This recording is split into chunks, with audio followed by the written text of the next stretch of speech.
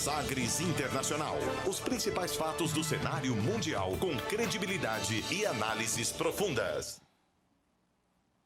Sagres Internacional com o nosso querido professor de geopolítica e historiador, o professor Norberto Salomão. Professor, boa tarde, bem-vindo mais uma vez aqui ao Tom Maior. Boa tarde, Jéssica, é uma satisfação para mim estar aqui. Um abraço para todos aqueles que nos acompanham. Muito bom estar aqui. Professor, a gente vai falar hoje, o nosso tema é sobre Cuba, a situação está bastante tensa lá na ilha, protestos, censura. O que está acontecendo por lá, professor?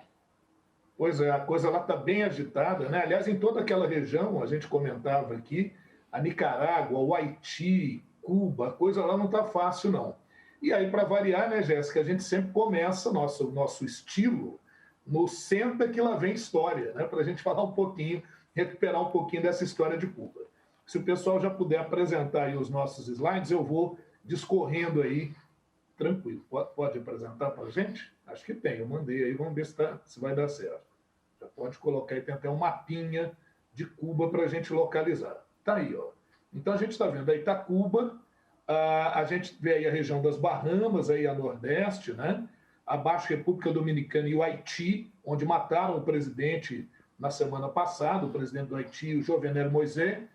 E aqui você tem a região de Belize, de Honduras, Nicarágua, Guatemala, mais abaixo da Venezuela. E você está vendo ali em cima os Estados Unidos, a Flórida, né? Então a Flórida fica relativamente próximo de Cuba. Então quando o pessoal foge ali de Cuba, né, exilados cubanos, normalmente eles vão ali para a cidade de Miami, na Flórida. Na cidade de Miami, inclusive, tem uma comunidade cubana de exilados, de pessoas que se exilaram ou conseguiram para os Estados Unidos, chamada Little Havana, né? Quer dizer, a Pequena Havana. É um bairro lá que já apareceu em alguns filmes, de vez em quando aparecem séries policiais também. Podemos avançar para o próximo aí.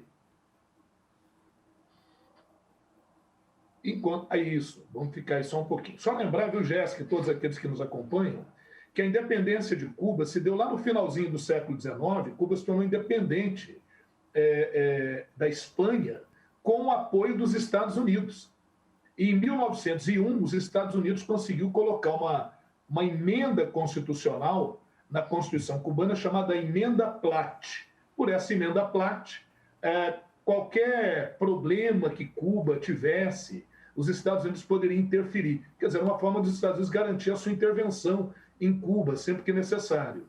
E para facilitar, Cuba teve que ceder 117 quilômetros quadrados de extensão para os Estados Unidos. Aliás, lá ainda é território dos Estados Unidos, é a região de Guantánamo, é a base militar de Guantánamo, base militar dos Estados Unidos em Cuba. Veja bem, isso existe sim, está lá desde 1901 pela Emenda Platt.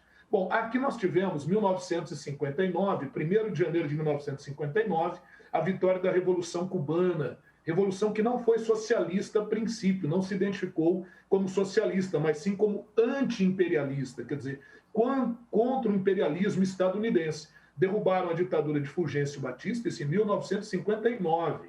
Aí vocês estão vendo uma imagem com o Che Guevara, o Fidel Castro, esse que está com a mão levantada, e ao lado dele, de boina aí, está o Ernesto Guevara, apelidado de Che, argentino, que se integrou à luta revolucionária cubana, né? Ao movimento 26 de julho, movimento criado pelo Fidel após ter tentado, em 1953, uma tomada do poder atacando o quartel de Moncada, mas sem êxito. Depois, em 59, o movimento vem e consegue derrubar a ditadura de Fulgêncio Batista, que era um ex-aliado dos Estados Unidos. E aí começa uma confusão grande, porque Cuba, num primeiro momento, não quer se posicionar nem ao lado dos Estados Unidos, nem ao lado da União Soviética, mas as pressões norte-americanas acabaram levando a uma aproximação definitiva e oficial com a antiga União das Repúblicas Socialistas Soviéticas, à época governada por Nikita Khrushchev. Nikita, o nome, às vezes, com quem a gente está falando aqui, alguns não conhecem, Nikita é um nome comum a 2 gêneros lá na Rússia, né? Então, esse Nikita, no caso, é homem, o senhor Nikita Khrushchev ou Khrushchev.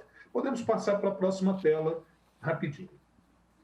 Aí, aqui, nessa imagem, nós temos prisioneiros que foram exilados cubanos, aqueles elementos que saíram de Cuba porque foram contrários à Revolução e com o apoio dos Estados Unidos, treinados pela CIA, eles tentaram invadir Cuba. Eles convenceram o governo americano, estadunidense, de que o governo de Fidel só permanecia porque o povo não tinha apoio com armas. Então, se eles tivessem armas, o povo os apoiaria. Nossa, foi uma invertida, uma derrota fragorosa dessa tentativa dos Estados Unidos de, através dos contra-revolucionários cubanos, tomar o governo na ilha.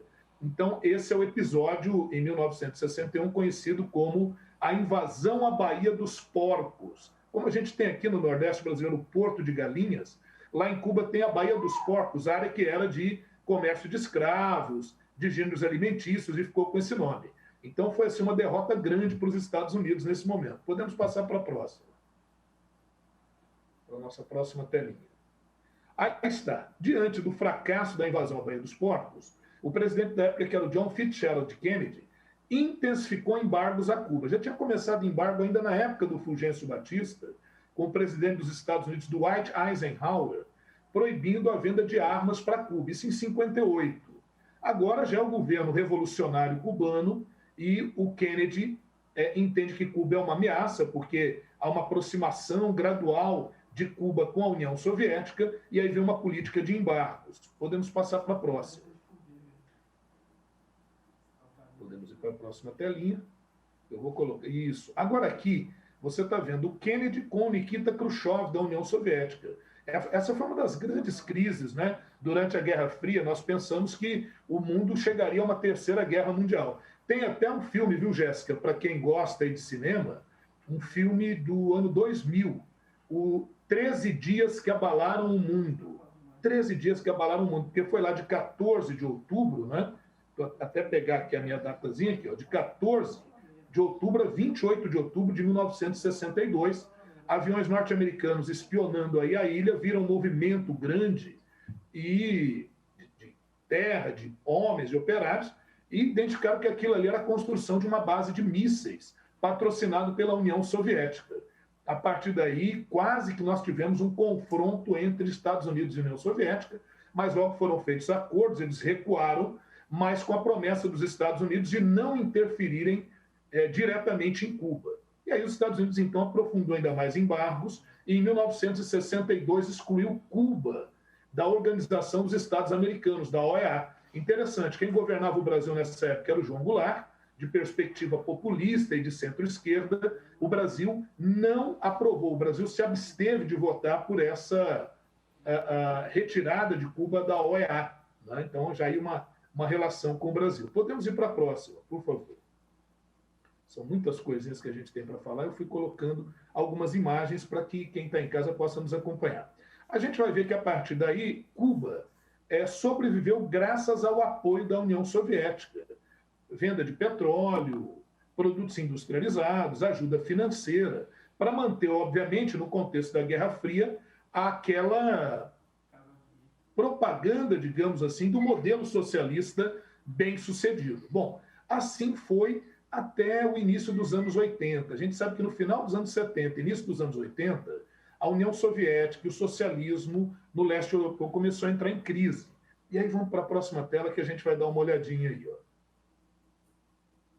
Aqui está o representante da União Soviética, né, o Khrushchev, e do outro lado o Fidel Castro. Bom, aqui eu estou colocando uma imagem, vocês estão vendo, que são pessoas com embarcações improvisadas, ao centro Fidel Castro e, mais à extrema aí, o Jimmy Carter, presidente dos Estados Unidos à época.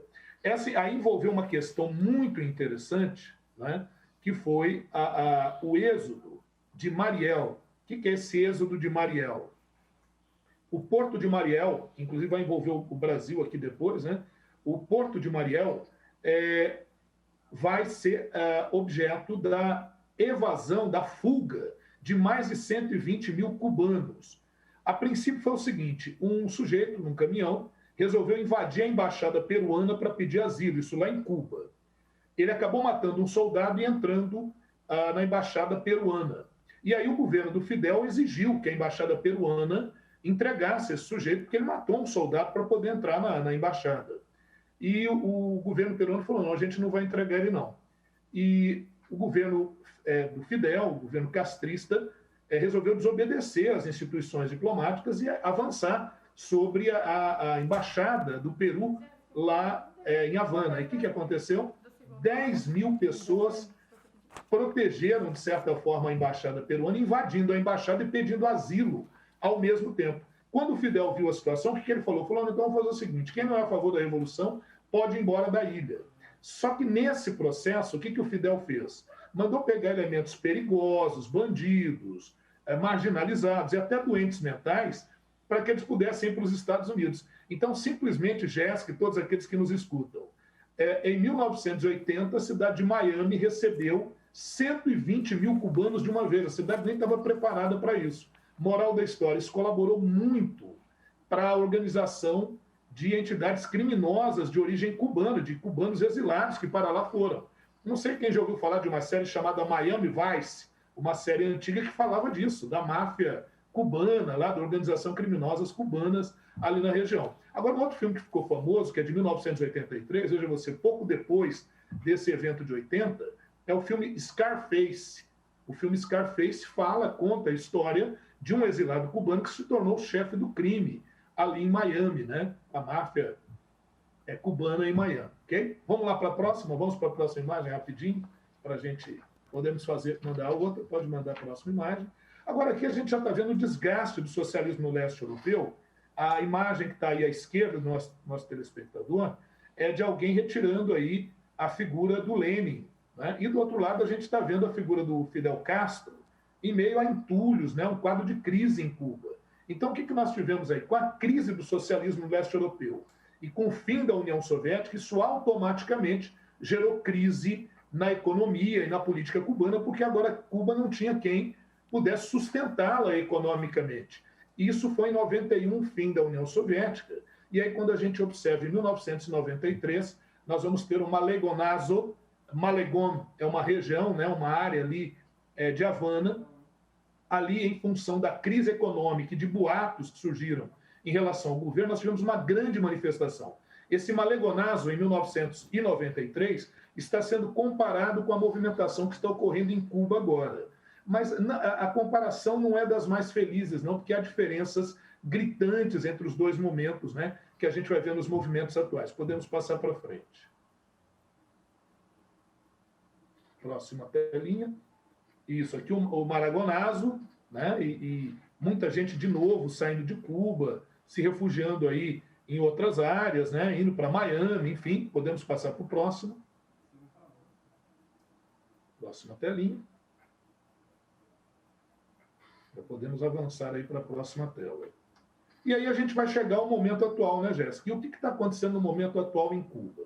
Bom, o governo cubano diz que o bloqueio que os Estados Unidos estabeleceu desde 1962 até agora é que tem gerado todos os problemas em Cuba. Então, que seria fruto do imperialismo estadunidense. Só que a coisa não é bem assim, né? A questão é que Cuba manteve uma longa ditadura ou um governo autoritário, de partido único. Só mais recentemente é que, com alterações na Constituição, inclusive na última, agora em 2019, é que se permitiu atos de rua, como os que estão acontecendo, mas o governo cubano não imaginou que eles ganhariam essa proporção.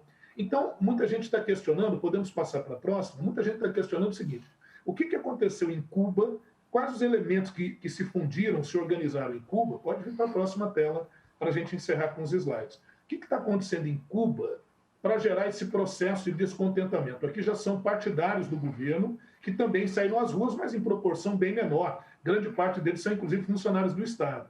Então, gente, o que está acontecendo lá em Cuba? Eu fiz uma história para vocês verem que Cuba sempre viveu momentos de tensão, inclusive quase levando a um conflito mundial. O que está acontecendo em Cuba é o seguinte: com a pandemia, Cuba perdeu uma importante fonte de renda, que é o turismo. Apesar de Cuba estar desenvolvendo 2 vacinas, né, a vacinação tem sido lenta e Cuba tem necessitado de insumos para produzir a sua vacina. Então, esse é um outro problema. Então, há uma insatisfação muito grande com o ritmo da vacinação.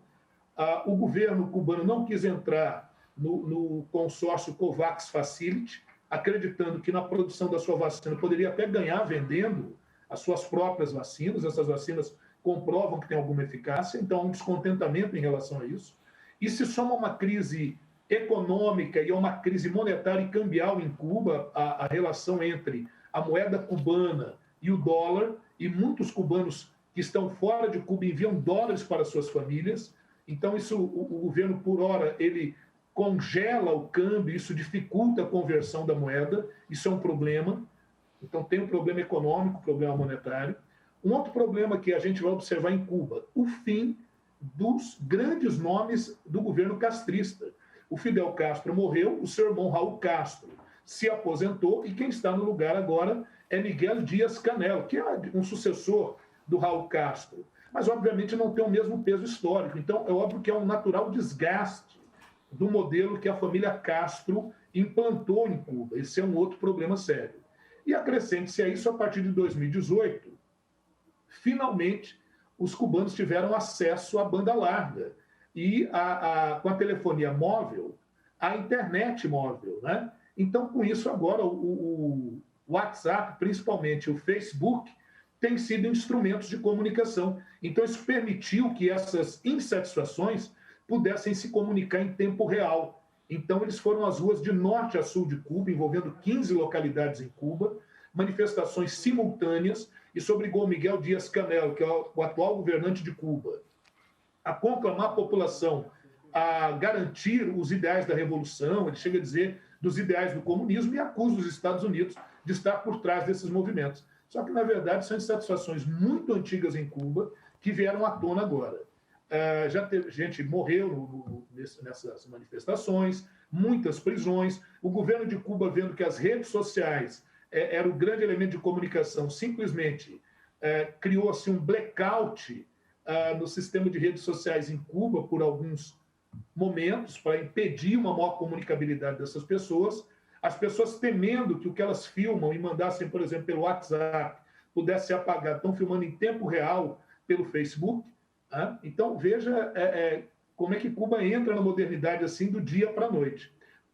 Jéssica, somando a isso, a gente poderia citar também a atuação de movimentos como, por exemplo, o movimento San Isidro, o movimento de artistas, inclusive envolvendo o rap Denis Solis, que teve a sua casa invadida por policiais em 2018, depois ele fez uma greve de fome. Então, um movimento cultural artístico contrário ao governo castrista, ao regime atual em Cuba, muito grande, movimento San Isidro. Eu falo assim porque, às vezes, alguém quer investigar, pesquisar, pode ir atrás. E também tem um movimento lá de 2003, o movimento das Damas Brancas. Olha que nome interessante desse movimento. Só para mostrar que em Cuba já há uma oposição antiga, né? O movimento Damas Brancas é um movimento de mães e esposas de presos políticos em Cuba, de elementos que se opõem ao regime e que estão presos, ou que foram presos, ou alguns desaparecidos. Então, você tem lá o movimento Damas Brancas, isso desde 2003. Eu acho que eu tentei fazer um resumão, estou aberto aí se você tiver perguntas. Claro, é como uma aula, né, professor? Sagres Internacional, o senhor dá a aula, depois vem as perguntas, as dúvidas. Professor, o senhor acha que, de alguma maneira, né, esses protestos que vêm acontecendo em Cuba tem relação, está ligado ao fato de ser uma nova geração que não tem compromisso, né, com a Revolução de 59 e também ela não se vê incluída nesse regime? Eu vejo bem por aí, sim. Eu acho que isso é um aspecto importante.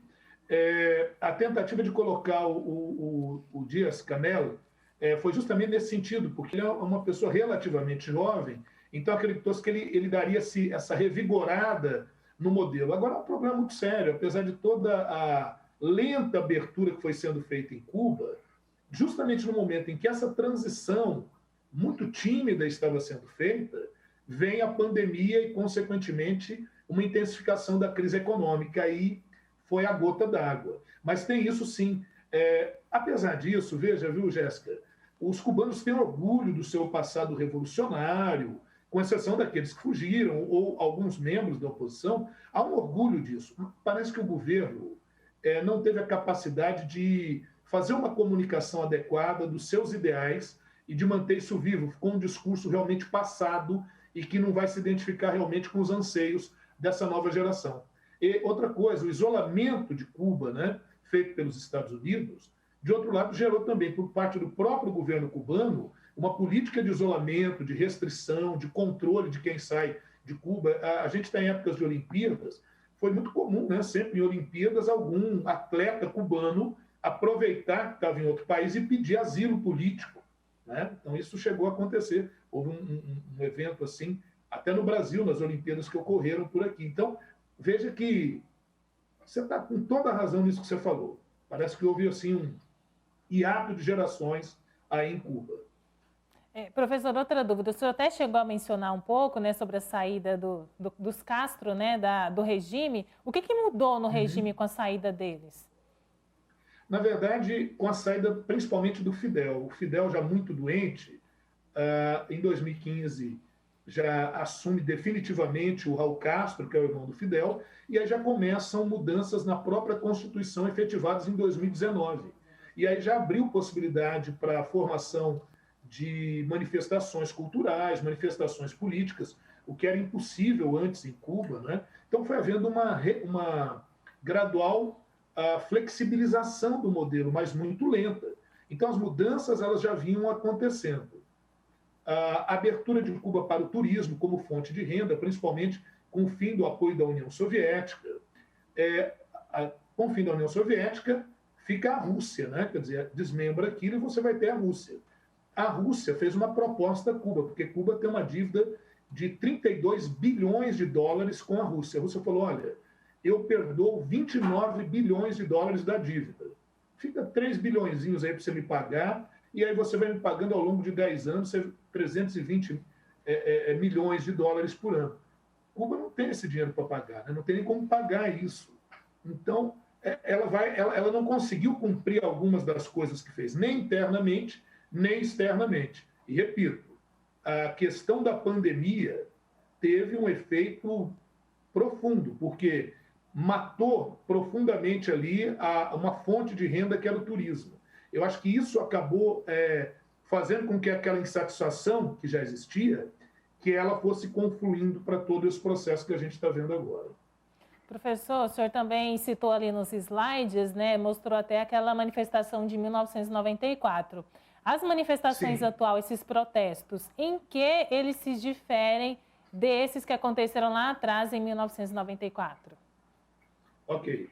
Esses ali em 94 eles estão muito ligados com o fim do apoio da União Soviética a Cuba e a falta de recursos. A situação era profundamente trágica, né? É o período que eles chamaram de um período perfeito, que de perfeito não tinha nada, em que o Fidel tentava ainda manter a velha política, tentava buscar parceiros, mas com uma economia completamente em frangalhos.